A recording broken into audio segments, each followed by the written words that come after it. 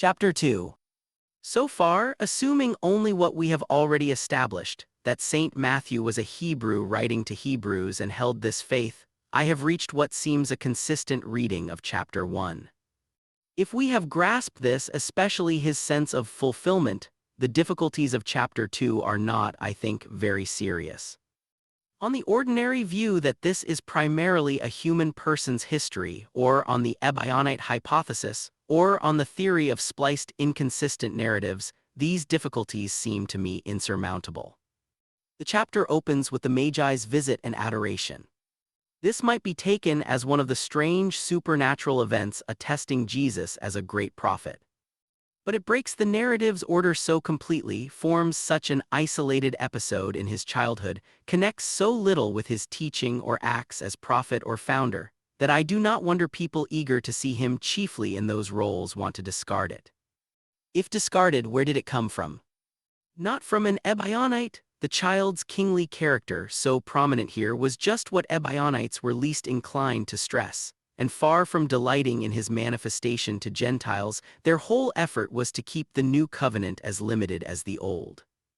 Unless the compilation process can actually be traced and the patchwork detected, cutting the knot this way is as gratuitous and uncritical as resorting to miracle. Indeed, it is a deus ex machina, modern indolence and superstition. But what did St. Matthew need to believe for this to be consistent? That God promised Abraham's seed would bless all nations. That God promised to raise up a son of David to rule the Gentiles. That Gentile wisdom was itself God-given. That he was teacher and ruler of the Gentiles. Grant these incredible postulates to a modern critic, but natural and inevitable to any instructed Hebrew, and the Magian's story becomes perfectly reasonable. Instead of a fortuitous miraculous announcement like that given to Habakkuk about Daniel in the apocryphal Bell and the Dragon, we are told these men learned of a king of the Jews' birth through the ordinary occupation of every Eastern sage study of the stars. Laborious diligence is honored. An unseen guide leads them, but the visible guide is a star they had been watching, one which, like all Persian astronomers, they would take as a king or dynast, connected to an actual ruler. This points to the nature of the Gospel's preparation not in one class of Gentile thinkers but in all. Each led to the true king through the very subject he had most earnestly pursued. But the story assumes this child was the true king, that divine glory was in him and could manifest itself. We cannot avoid that assumption, only note that making it shows Matthew's consistency, not his inconsistency. The part concerning Herod and the priests fits everything we know of both. That an Edomite ruling by Antony's choice and Augustus's tolerance should tremble at a native prince is expected. That Herod would consult the Jewish authorities he was anxious to conciliate, assuming an anointed king was due to be born, matches the temper of the time. That the priests would name Bethlehem, David's city, quoting Micah, was equally expected. Notably, the evangelists dwell far less on the Bethlehem birth than the priests did, resting Christ's claims on evidence quite distinct from mere connection to the royal village. The wise men's gifts of gold, frankincense, and myrrh presuppose the idea of a divine king, and are otherwise consistent and oriental.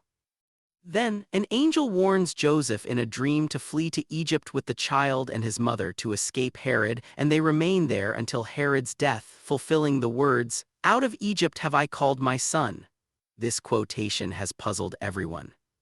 Is not it a forced application of Hosea? Does not Hosea plainly mean the exodus of the Jews from Egypt, referring to the past, not the future? I have no doubt he does. The whole context requires that reading. But does this mean St. Matthew is merely toying with words from a writer he believed to be God's prophet, catching some chance phrase that came to mind? I think the case is quite otherwise. He looked for fulfillment not just of the particular words but of the idea toward which the words, their context, and the history all pointed. Why does God call Israel his son?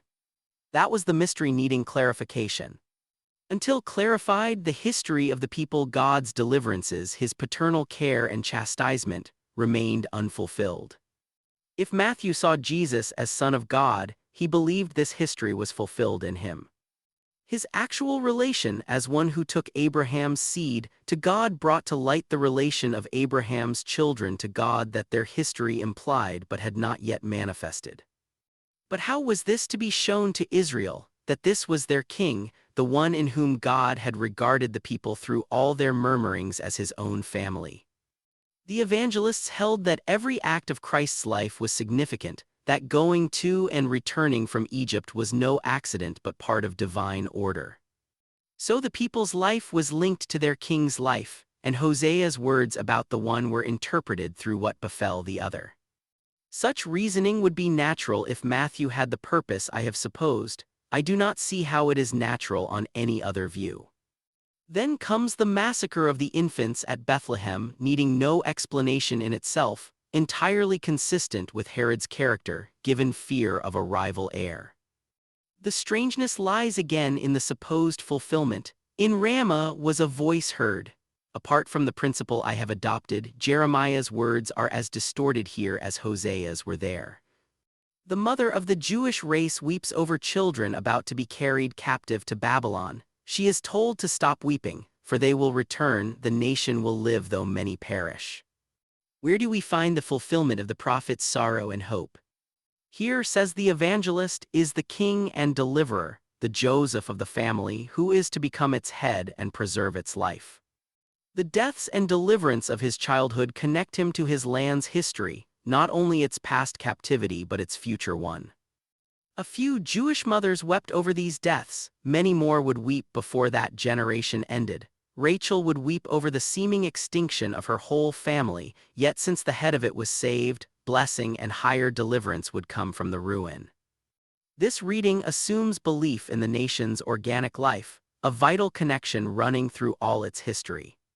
But can anyone read the Old Testament without sensing this pervaded every legislator and prophet's mind?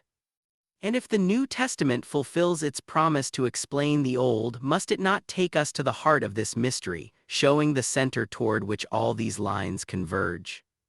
Once more, Joseph, finding Archelaus reigning on his return from Egypt, feared to enter Judea and settled instead in Nazareth of Galilee, fulfilling the prophet's words, "He shall be called a Nazarene."